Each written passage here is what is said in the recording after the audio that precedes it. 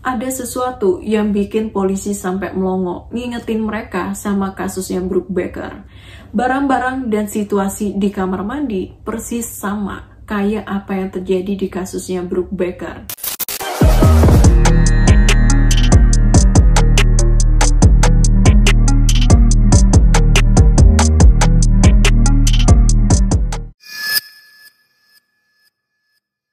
Halo semuanya, terima kasih udah klik video ini. Dan kalau ini video pertamaku yang kalian tonton, semoga kita bisa ketemu lagi di video selanjutnya. Jadi sekarang kita langsung masuk ke pembahasannya. Malam ini kita bakal bahas apa yang terjadi sama Brooke Baker. Brooke seorang mahasiswi di Universitas Princeton yang waktu itu pengen mengungkap skandal yang melibatkan sekumpulan mahasiswa di organisasi kampusnya. Cuma sebelum dia sempat mengungkap fakta tentang skandal itu, Brooke Baker ditemukan tewas di rumah kontrakannya. Sebelum kita ke kronologi, aku mau kenalin kalian dulu sama latar belakangnya Brooke Baker. Jadi Brooke Baker ini bernama asli Brooke Elizabeth Baker. Dia lahir tanggal 24 April tahun 1978. Anak tertua dari pasangan Maurice dan Janet Baker. Dia juga punya adik cowok yang bernama Brown Baker. Jarak mereka ini cuma 1 tahun. Brown Baker lahir 1 tahun setelah kelahirannya si Brooke.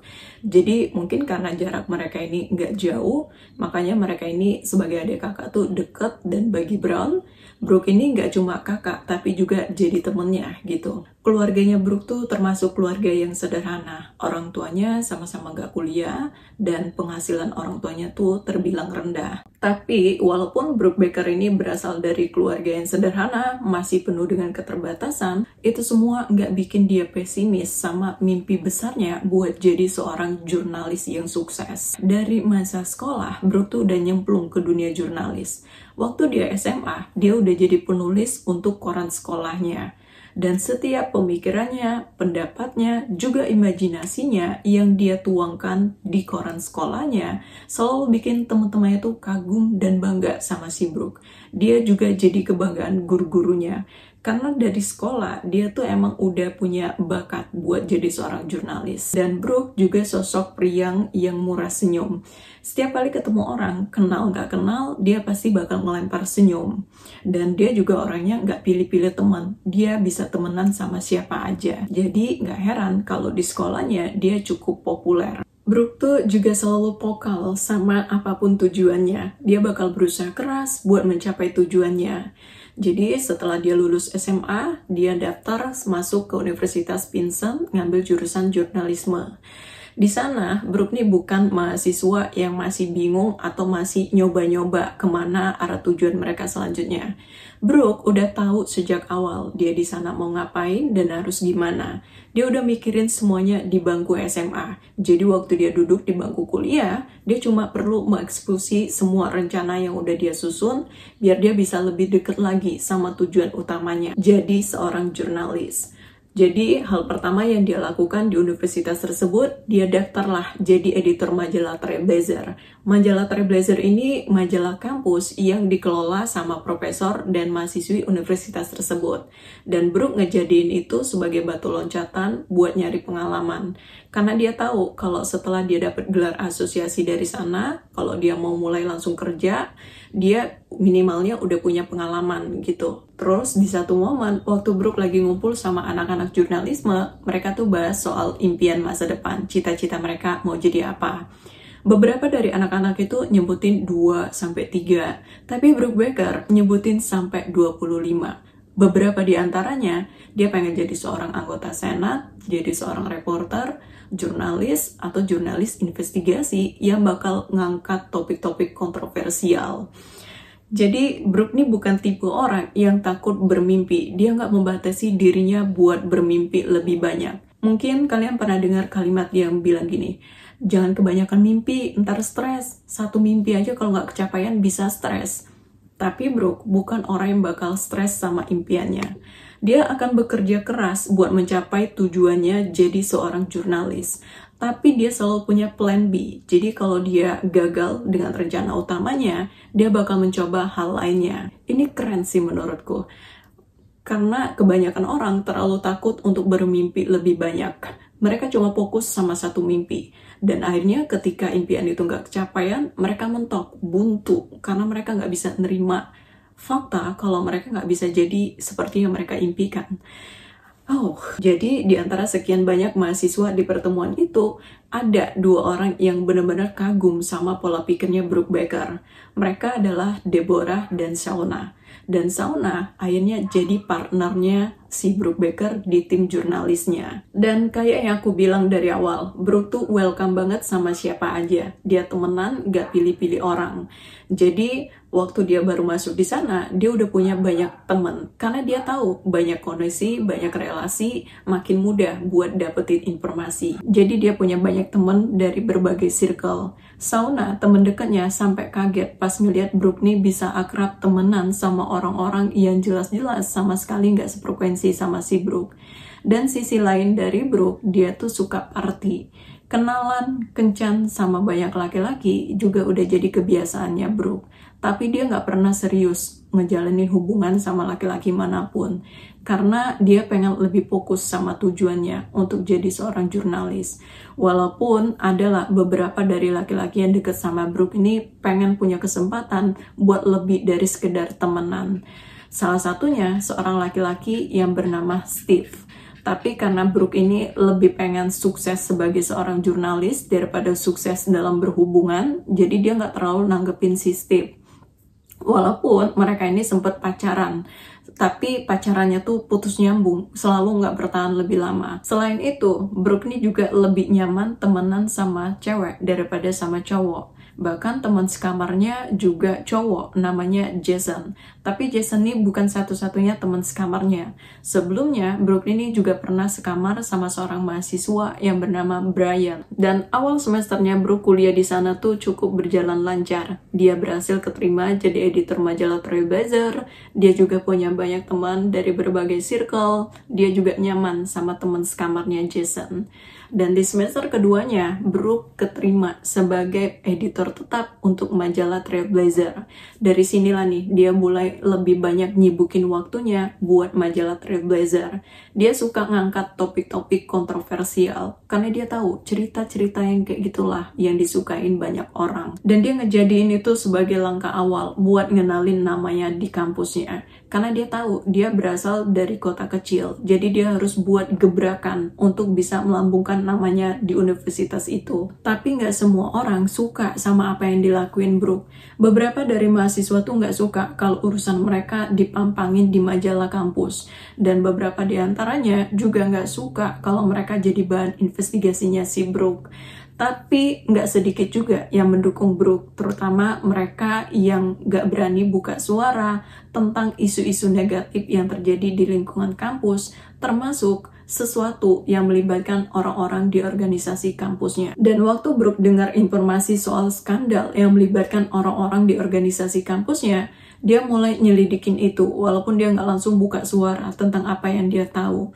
Cuma dia sempat bilang ke tim jurnalisnya, juga profesor di majalah Trailblazer, kalau dia lagi ngerjain sesuatu yang bukan sekedar cerita, yang melibatkan sekumpulan mahasiswa, juga organisasi di kampusnya, yang bakal berurusan sama hukum kalau apa yang dia selidiki itu beneran terjadi. Semuanya tuh berawal waktu Brooke nih dapat informasi kalau di salah satu party yang diadain sama organisasi kampusnya, mereka tuh pernah melakukan pemaksaan terhadap seorang perempuan. Perempuan itu dipaksa buat berhubungan dewasa dan nurutin semua kemauan mereka. Tapi Brooke nggak tahu ini beneran terjadi atau fakta, karena sebelumnya nggak pernah ada tuntutan hukum tentang itu. Entah apakah si perempuan itu diancam atau sesuatu yang lain, itulah yang dicari tahu sama si Brooke. Organisasi ini nih dikenal sebagai organisasi yang punya solidaritas tinggi. Mereka tuh saling lindungi dan saling jaga. Kalau ada yang terlibat masalah di organisasi itu, mereka bakal nge-backup. Mereka bakal ngelindungin, bakal pasang badan buat anggotanya. Di titik ini, beberapa mahasiswa yang diselidiki sama Brooke sadar kalau mereka ada di bawah radar Brooke. Jadi mereka mulai ngirim ancaman nih sama si Brooke lewat teman-temannya Brooke. Mereka minta Brooke stop ikut campur urusan mereka kalau Brooke nggak mau kenapa-napa.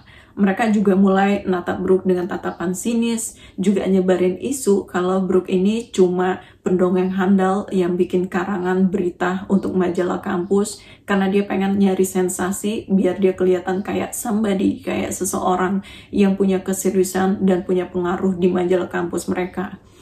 Tapi lagi-lagi ancaman itu sama sekali nggak mempan buat si Brooke. Dia terus tuh nyari informasi dan petunjuk tentang skandal yang dia selidiki. Kalian ingat Jason, teman sekamarnya Brooke? Jason tuh bagian dari organisasi ini. Dia juga tahu semua yang terjadi di party itu. Dia juga kenal beberapa mahasiswa yang diduga pelaku dalam skandal yang diselidiki oleh Brooke. Nah, Jason lah sumber informasinya si Brooke. Terus sekitar bulan Agustus 1997, organisasi itu ngadain party lagi. Jadi Brooke mulai nyusun rencana nih buat gali lebih banyak informasi di party itu. Jadi dia ajaklah tuh 3 temennya, Brian, Jason, dan Shauna, yang juga partner di tim jurnalisnya. Jadi acara itu momen dimana mahasiswa bisa bebas lepas buat seneng-seneng. Mereka merokok, mereka minum, pokoknya selama acara itu berlangsung, mereka bakal seneng-seneng. Tapi Shauna sama Brooke datang ke sana bukan buat seneng-seneng. Di acara party itu, mereka mewawancarai beberapa orang, dan mereka berhasil dapetin 1 nama lagi, yang mengklaim kalau dia pernah jadi korban pemaksaan yang dilakuin sama sekumpulan pria di organisasi tersebut. Tapi karena wawancaranya Brooke nih dilakukan di acara party, ya banyaklah orang-orang yang ngeliat, termasuk orang-orang yang dia selidiki. Jadi mereka mulai sadar nih kalau Brooke sama sekali nggak menghiraukan ancaman mereka. Dari sinilah mulai terlihat jelas garis permusuhan antara Brooke dan juga orang-orang yang dia selidiki. Orang-orang yang dia selidiki tersebut mulai ngancem Brooke secara langsung, nggak lagi lewat teman-temannya. Mereka benar-benar minta Brooke untuk berhenti ikut campur urusan mereka kalau Brooke nggak mau sesuatu yang buruk terjadi ke dirinya. Dan di titik ini, teman-temannya Brooke tuh udah mulai khawatir, karena mereka takut ancaman itu bukan sekadar ancaman. Selain itu, mereka juga takut Brooke dikeluarin dari kampusnya. Karena waktu itu, Brooke tuh gak dapet izin dari pihak kampus untuk nyelidiki skandal itu. Gak lama setelahnya, Brooke benar-benar dapat ancaman secara langsung. Ada segerombolan pria yang naik mobil rame-rame, stop di depan rumah kontrakannya, teriak ngancem-ngancem Brooke. Tapi waktu itu untungnya ada Jason, jadi mereka nggak benar-benar masuk ke rumah kontrakannya Brooke. Tapi dari sini Brooke nih udah benar-benar khawatir sama keselamatannya. Jadi dia mutusin buat pindah, nggak lagi tinggal serumah sama si Jason. Dia pindah nyewa rumah yang lebih kecil, dan pemilik rumah itu juga polisi kampus. Jadi dia ngerasa lebih aman tinggal di sana. Tapi itu nggak benar-benar nyelamatin Brooke dari ancaman orang-orang yang dia selidiki. Selain karena ancaman itu dilakukan secara lisan, dilakukan secara langsung, Brooke tuh juga dapet teror via email yang ngancem dia buat stop nyelidikin mereka atau nyawanya nggak bakal selamat. Jadi ancaman ini udah benar-benar serius. Cuma kayak aku bilang dari awal, Brooke nih bukan tipe orang yang bakal diam bungkam sama segala macam bentuk ancaman. Terus sekitar bulan September 1997, Brooke tuh ada janji wawancara sama perempuan yang jadi korban sekumpulan pria di organisasi kampusnya. Cuma sayangnya, Brooke gak akan pernah bisa melakukan wawancara itu. Karena tanggal 7 September 1997, kepolisian Indiana dapat telepon dari Brown Baker yang ngelaporin kalau dia menemukan kakaknya Brooke Baker udah tewas di atas kamar tidurnya. Jadi selama Brooke kuliah di sana, Brown tuh emang sering ngunjungin kakaknya si Brooke Baker, entah sekedar untuk say hello atau karena pengen ngecek kondisi kakaknya. Dan di hari itu, dia tuh udah beberapa kali main ke rumahnya Brooke Baker. Pertama, dia datang sekitar jam 4:30 sore. Terus dia pergi sekitar jam 6. Terus dia datang lagi malamnya sekitar jam 7:30, terus dia pergi lagi sekitar jam 8 malam. Sebelum dia datang ketiga kalinya, dia ketemu sama Jill, teman sekelasnya Brooke. Waktu itu Jill bilang kalau dia pengen ngasih tugas kampus ke Brooke, tapi karena dia ketemu sama Brown, jadi dia titipin aja ke Brown, minta tolong buat dikasih sama Brooke. Jadi sekitar jam 9:10 malam, Brown datanglah ke rumah kakaknya. Waktu dia ngetuk-ngetuk pintu, sama sekali gak ada jawaban. Dia panggil, gak juga ada respon. Akhirnya dia bukalah pintu rumah kakaknya pakai kunci yang dia pegang. Waktu dia masuk ke dalam rumah, gak ada yang aneh. Rumahnya si Brooke emang selalu berantakan. Tapi dia dengar ada suara air ngalir dari kamar mandi. Jadi dia mikir, oh lagi mandi, pantesan gak dengar dipanggil-panggil. Dia tunggu selama beberapa menit. Tapi kakaknya nggak keluar-keluar dari kamar mandi. Dia coba ketok-ketok sambil manggil-manggil kakaknya dari luar pintu kamar mandi, nggak juga ada respon. Akhirnya dia bilang lah, "Kak, aku masuk ya." Sambil pelan-pelan dia buka pintu kamar mandi. Waktu dia buka pintu kamar mandi, ternyata Brooke nggak ada di sana. Dia cuma ngeliat ada handuk di dalam bak mandi. Dan situasi di kamar mandi itu cukup berantakan. Air di kamar mandi juga dinyalain. Jadi Brown udah mulai ngerasa aneh nih. Kenapa airnya nyala, kamar mandinya berantakan, sementara kakaknya nggak ada di sana. Terus dia pergilah ke kamarnya Brooke. Dia coba lagi ketok-ketok sambil manggil-manggil kakaknya. Tapi sama aja, nggak ada jawaban sama sekali. Akhirnya dia cobalah buka pintu kamar kakaknya. Sekilas dia tahu kalau kakaknya lagi tidur. Tapi dia yakin itu bukan tidur. Karena Brooke Baker di atas ranjang posisi terlentang tanpa pakaian satupun. Jadi setelah dia menyesuaikan pandangannya, Brown masuklah ngedeketin kakaknya. Waktu dia ngedeketin kakaknya, dengan jelas dia ngeliat ada banyak luka-luka di sekujur tubuhnya Brooke Baker. Dan ada satu luka yang membuat dia benar-benar yakin kalau kakaknya udah tewas. Sebelum dia lapor polisi, dia tutupinlah tubuh Brooke Baker pakai selimut. Karena dia nggak mau siapapun ngelihat kondisi kakaknya seperti itu. Selagi nunggu polisi, Brown terus ngeliatin kakaknya yang terbaring kaku. Sosok priang, humble, kakak sekaligus teman buat Brown sekarang udah pergi ninggalin dia dalam kondisi yang sangat-sangat menyedihkan. Terus nggak lama setelahnya, sekitar jam 10 malam, kepolisian Indiana sampai di rumahnya Brooke. Karena mereka udah dapat informasi kalau ada yang meninggal dunia di rumah itu, mereka langsung melingkari rumah Brooke dengan pita kuning dan minta semua orang buat mundur dari area itu. Waktu polisi masuk ke dalam rumah, ya rumah itu cukup berantakan, tapi itu normal untuk seorang pelajar. Di sekitar rumah, ruang tamu, dapur, mereka periksa semua, tapi nggak ada tanda-tanda pembobolan ke dalam rumah itu. Tapi waktu detektif masuk ke kamar mandi, dia mulai ngerasa aneh, karena ada botol pemutih yang terletak tepat di sebelah bak mandi. Dia mulai berpikir kalau pelaku kayaknya punya banyak waktu buat ngilangin jejak kejahatannya setelah menghilangkan nyawanya Brooke. Terus waktu dia jalan ke area dapur, dia juga menemukan ada 2 botol sabun pencuci piring yang udah kosong. Lagi-lagi itu menandakan kalau pelaku benar-benar berusaha keras dan punya banyak waktu buat ngilangin semua jejak kejahatannya. Di dalam wastafel itu ada beberapa piring, tapi di bawah piring itu ada pisau yang masih bersisa noda darah. Pisau itu kayaknya udah dibersihin sama pelaku, tapi nggak sepenuhnya bersih. Jadi pisau itu langsung dikantongin sama detektif sebagai bahan bukti. Dan waktu detektif ngecek jasadnya Brooke, mereka ngelihat sekujur tubuh Brooke tuh penuh dengan luka memar, juga luka-luka tusukan. Ada satu luka yang sampai tembus pandang. Tusukan itu dari bagian belakang ke bagian depan. Saking kuatnya tenaga pelaku nikam Brooke malam itu. Dan detektif juga menemukan bahwa si pelaku sempat melakukan pemaksaan terhadap Brooke. Jadi mereka langsung ngirim jasadnya Brooke ke pihak medis untuk dilakukan pemeriksaan. Dan mereka memperkirakan kalau Brooke meninggal kurang dari 24 jam. Sementara itu, detektif mulai merinci detail tentang Brooke Baker. Ada banyak orang yang dikenal sama Brooke. Tapi detektif yakin, sama kayak pembunuhan lainnya, kebanyakan korban kenal sama si pelaku.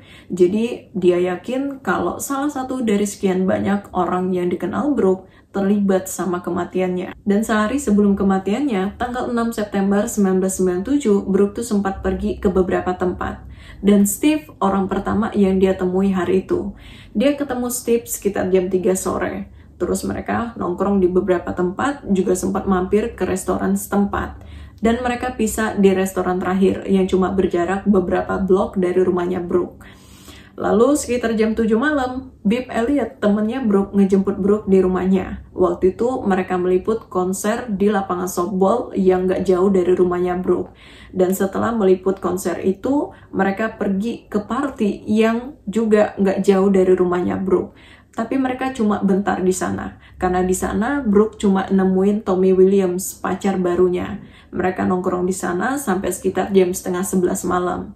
Terus mereka lanjut lagi ke party lainnya, ke party yang diadain pemain sepak bola universitas. Mereka di sana sekitar sampai jam setengah 1 pagi. Dan sekitar jam 1 pagi, pemilik kontrakannya Brooke ngeliat dia pulang bareng Tommy. Dan 19 jam kemudian, Brooke ditemukan tewas oleh adiknya sendiri, Brown Baker. Sementara hasil otopsi mencatatkan kalau Brooke ini mengalami berbagai macam kekerasan. Dia ditusuk sebanyak 13 kali, termasuk di bagian dada, di bagian punggung, dan kedua paru-parunya juga tertusuk. Dan Brooke juga dikerjain sebelum meninggal dunia. Ada jejak DNA yang ditemukan di bagian intimnya. Dia juga mengalami pencikikan, tapi penyebab kematiannya karena pendarahan dari luka-luka yang dia alami. Dan pisau yang ditemukan oleh detektif di wastafel dapurnya terkonfirmasi sebagai senjata yang digunakan oleh pelaku. Dan karena sampel DNA yang ada di tubuhnya Brooke itu nggak ada kecocokan sama sistem database DNA FBI, jadi polisi harus nyari tahu nih siapa pemilik sampel DNA tersebut. Dan orang pertama yang mereka curigai adalah Steve yang pernah pacaran putus nyambung sama si Brooke. Karena Steve ini dikenal sebagai orang yang terobsesi sama Brooke Baker. Tapi waktu interogasi, Steve bilang kalau iya pak, waktu itu saya emang ketemuan sama si Brooke, tapi kami pisah di restoran. Dan malamnya saya juga emang ketemu sama si Brooke. Tapi waktu itu dia pergi sama Tommy juga teman-temannya yang lain. Saya nggak tahu pak mereka kemana, karena saya mabuk banget malam itu. Dan teman-temannya Steve yang sama dia malam itu juga nggak berani bersaksi apakah si Steve sepanjang malam itu sama mereka atau enggak. Karena sama kayak Steve, mereka sama mabuknya. Jadi mereka nggak berani bersaksi untuk sesuatu yang nggak mereka ketahui pasti. Tapi dari pemeriksaan DNA, DNA-nya si Steve nggak cocok sama sampel DNA yang ditemukan di tubuhnya Brooke Baker. Sementara itu, Tommy Williams datang sendiri nih ke kantor polisi sebelum diminta. Dia ngejelasin lah gimana pertemuan terakhirnya sama Brooke Baker. Tommy bilang kalau setelah mereka pulang sampai di rumah Brooke sekitar jam 1 pagi, dia pulang sekitar jam setengah 2 pagi. Dan sebelum dia pulang, dia sama Brooke sempat melakukan hubungan dewasa. Tapi masalahnya nggak ada yang ngeliat waktu Tommy keluar dari rumah Brooke atau waktu dia pulang ke rumahnya. Karena temen serumahnya Tommy baru ngeliat Tommy itu sekitar jam 5 pagi. Jadi sama kayak Steve, alibinya Tommy ini nggak ada saksi mata yang bisa membuktikan kebenaran alibinya. Tapi dari pemeriksaan DNA, sampel DNA-nya si Tommy juga nggak cocok sama sampel DNA yang ada di tubuhnya Brooke Baker. Dari keterangan Janet, ibunya si Brooke, dia bilang kalau beberapa waktu sebelum kematiannya, Brooke nih sempat cerita kalau dia risih banget sama kelakuan pemilik kontrakannya. Beberapa kali pemilik kontrakannya tuh sering masuk ke dalam rumah Brooke tanpa ngasih tahu dulu. Ada satu momen waktu Brooke habis mandi cuma kainan handuk, dia kaget banget ngelihat pemilik kontrakannya udah berdiri di ruang tamu. Dia marahin pemilik kontrakannya. Tapi pria itu bilang kalau dia udah ngasih tahu Brooke beberapa hari sebelumnya kalau itu jadwal penyemprotan serangga. Dan dia sama sekali nggak tahu kalau Brooke lagi ada di rumah. Dari informasi inilah detektif langsung mewawancari si pemilik rumah. Cuma si pemilik rumah langsung respon marah kesel waktu dia dituduh terlibat sama kematiannya Brooke Baker. Dia bilang kalau beberapa kali dia tuh emang sering masuk ke rumah Brooke Baker tanpa izin dulu. Tapi dia selalu bilang setelahnya. Jadi kadang waktu dia mau nyemprot serangga, dia nggak ketemu sama Brooke karena Brooke tuh sering keluar. Jadi dia langsung masuk dan itu udah biasa dia lakuin. Dan dia membantah kalau dia terlibat sama kematiannya Brooke Baker malam itu. Dia cuma ngeliat Brooke pulang sama Tommy sekitar jam 1 pagi. Dan waktu ditanya di mana dia sepanjang malam itu, si pemilik kontrakan bilang kalau dia tidur dan ada di rumahnya. Tapi sama kayak Steve sama Tommy, nggak ada saksi mata yang benar-benar bisa meyakinkan kalau dia beneran ada di rumahnya sepanjang malam itu. Tapi dari hasil pemeriksaan DNA, DNA yang ada di tubuhnya Brooke Baker juga nggak cocok sama sampel DNA si pemilik rumah. Ya lagi-lagi 3 terduga tersangka ini harus dilepasin walaupun ketiganya nggak punya alibi kuat atau nggak punya saksi mata yang bisa meyakinkan alibi mereka. Di titik ini, kepolisian tuh udah mulai frustasi. Mereka juga udah nyelidikin terkait investigasi Brooke yang melibatkan orang-orang di organisasi kampusnya. Tapi setelah mereka periksa di meja kerjanya Brooke, juga di rumahnya Brooke, nggak ada file atau drive apapun tentang hal itu. Jadi detektif tanyalah ke profesor majalah kampus, itu beneran ada, beneran terjadi, atau sebatas rumor yang dibesar-besarkan sama si Brooke di majalah kampus. Tapi tim jurnalisnya bilang kalau Brooke tuh bukan tipe orang yang suka ngarang atau membual untuk majalah kampus.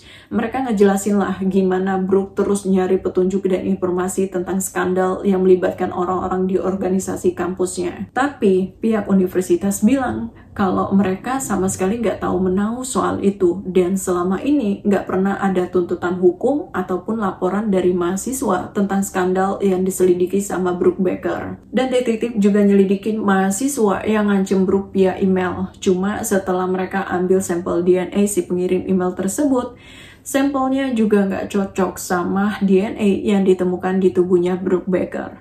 Polisi juga udah melakukan wawancara sebanyak 400 kali terhadap mahasiswa Universitas Vincent. Dan mereka juga udah ngambil sebanyak 572 sampel DNA. Tapi nggak ada satupun yang cocok sama sampel DNA yang ditemukan di tubuhnya Brooke Baker. Dan akhirnya, penyelidikan kematian Brooke Baker sempat terhenti karena buntunya petunjuk dan informasi. Tapi 2 tahun setelahnya, kepolisian dihadapkan dengan kasus serupa yang berjarak cuma 7 blok dari rumahnya Brooke Baker. Dan korban bernama Erica Norman. Erica juga mahasiswa di Universitas Vincent. Dan sama kayak Brooke, dia juga aktif. Dia jadi penyiar di stasiun radio kampusnya. Jadi waktu itu, polisi nerima laporan dari tetangganya Erica yang malamnya sempat lewat apartemennya Erica dan dengar ada suara yang ngalir deras dari dalam. Cuma dia pikir Erica lagi di dalam, lagi mandi atau semacamnya. Jadi dia nggak terlalu menghiraukan itu. Tapi besok paginya, waktu dia lewat apartemen Erica lagi, ternyata suara air itu juga masih ada. Jadi dia cobalah ketok-ketok pintu apartemennya Erica, tapi nggak ada jawaban. Dia panggil beberapa kali, juga nggak ada respon. Sehingga dia langsung telepon polisi. Dan waktu polisi sampai ke apartemennya Erica, mereka ngelihat kondisi apartemen yang sangat-sangat berantakan. Beberapa barang berserakan di lantai, bahkan bantal sofa juga berserakan. Tapi selain barang-barang yang berantakan, ada sesuatu yang bikin polisi sampai melongo, ngingetin mereka sama kasusnya Brooke Baker.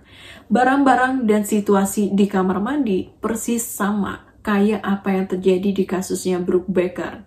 Cuma bedanya Erica Norman tuh nggak ditemukan di apartemennya. Di apartemen itu cuma tersisa barang-barang yang berantakan, tanda-tanda perkelahian, dan juga bercak darah di dinding, tapi Ericanya nggak tahu di mana. Jadi detektif mulai nih merinci siapa aja yang ketemu atau ngelihat Erica sebelum Erica ngilang.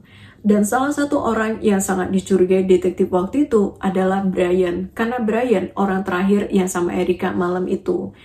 Tapi waktu diinterogasi, Brian bilang kalau iya dia emang sama Erica malam itu. Mereka juga sempat nongkrong sama teman-teman yang lainnya. Dan dia juga yang nganter Erica pulang ke apartemennya.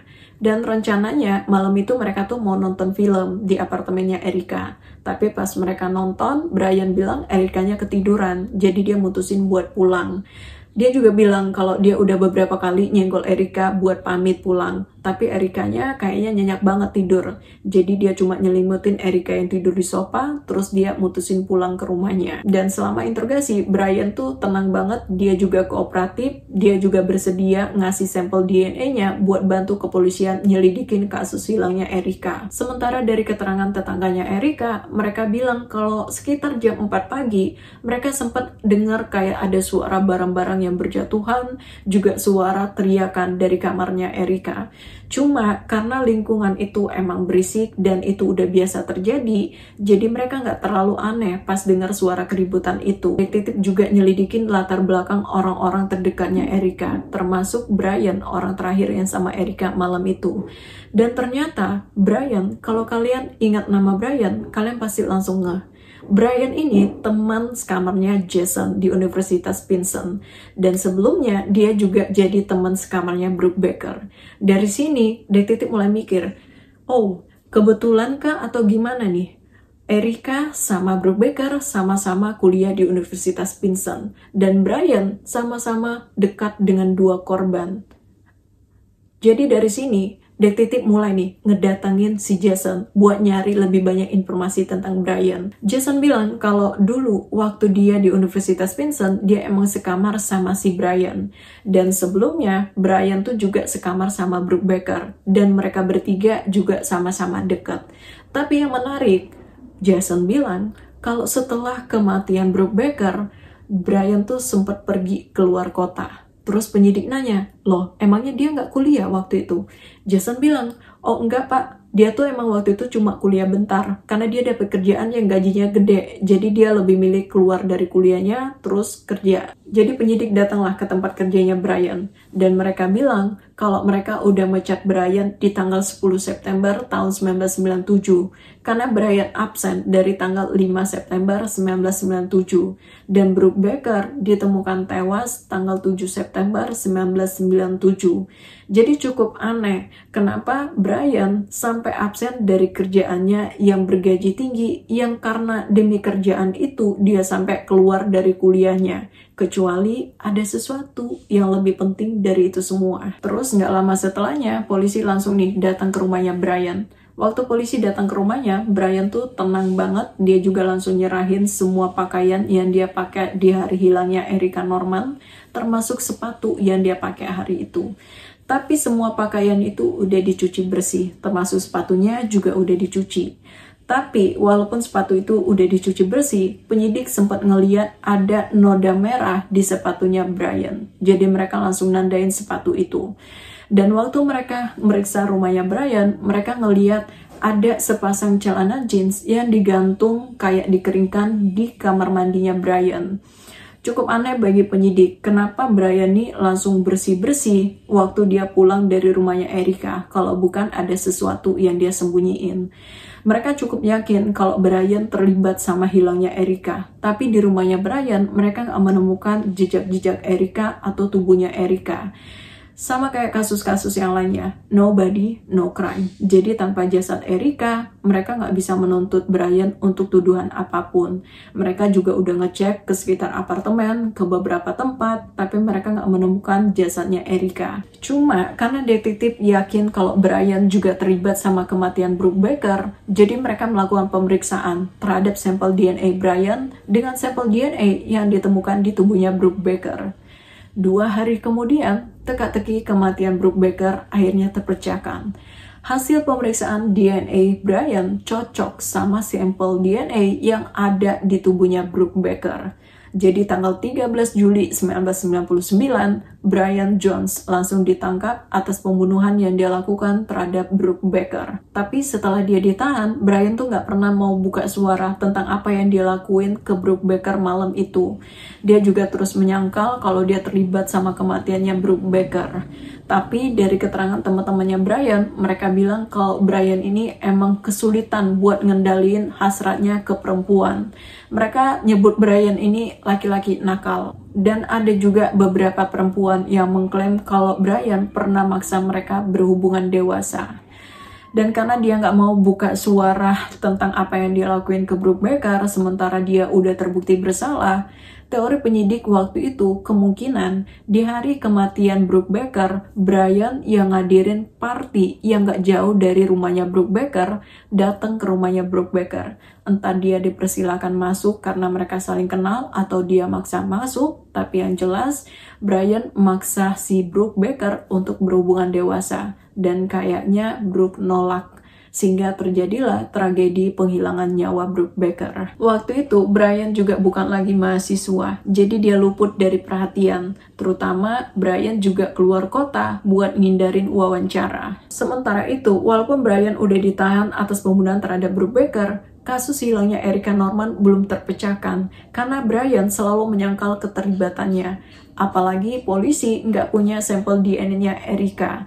Jadi mereka cobalah melakukan DNA terbalik melalui orang tuanya Erica. Dan dari itu mereka mendapatkan sampel DNA parsialnya Erica. Terus setelah mereka berhasil mendapatkan sampel DNA parsialnya Erica, mereka langsung melakukan pemeriksaan terhadap noda darah yang ada di sepatunya Brian dengan sampel DNA parsialnya Erica. Dan ternyata hasilnya cocok. Jadi dari sini mereka yakin kalau Erica mungkin udah nggak terselamatkan. Walaupun sampai saat itu juga Brian tuh masih nggak mau buka suara.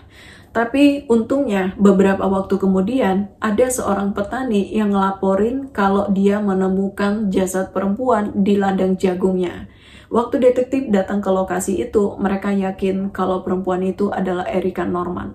Erica ditemukan berjarak 3 mil dari apartemennya. Dan di sekitar jasadnya Erica, polisi juga menemukan ada SIM dan juga dompetnya Erica. Jadi setelah ditemukannya jasadnya Erica, barulah si Brian mau mengakui semua kejahatannya terhadap Erica Norman. Dia bilang kalau malam itu dia maksa Erica untuk berhubungan, tapi Erica terus-terusan nolak dan mencoba melakukan perlawanan, sehingga terjadilah tragedi penghilangan nyawa tersebut. Dan dia sengaja ngebuang tubuhnya Erica di ladang perjagungan, karena dia pikir ladang perjagungan itu panennya masih lama, jadi masih ada banyak waktu buat pembusukan tubuhnya Erica di sana. Dan persidangan kasus ini sekitar bulan Desember tahun 2000. Selama persidangan, Brian tuh tetap nggak mau buka suara tentang apa yang dilakukan terhadap Brooke Baker, walaupun dia mengaku bersalah atas semua kejahatannya terhadap Erica Norman. Dan akhirnya setelah 5 jam juri berdiskusi, mereka memvonis Brian Eugene Jones 60 tahun penjara atas kejahatan yang dia lakukan terhadap Erica Norman, ditambah penjara seumur hidup tanpa kemungkinan pembebasan bersyarat untuk kejahatan yang dia lakukan terhadap Brooke Baker.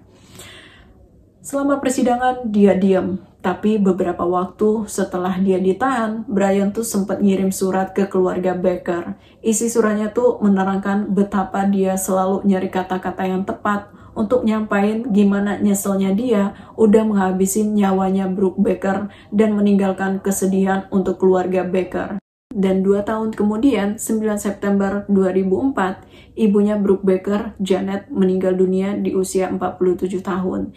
Dia dimakamkan tepat di sebelahnya Brooke Baker. Semoga kita bisa ambil pembelajaran dari apa yang kita bahas malam ini, dan terima kasih udah nemenin bahas kasus ini sampai selesai. Kita ketemu lagi di video selanjutnya. Bye-bye.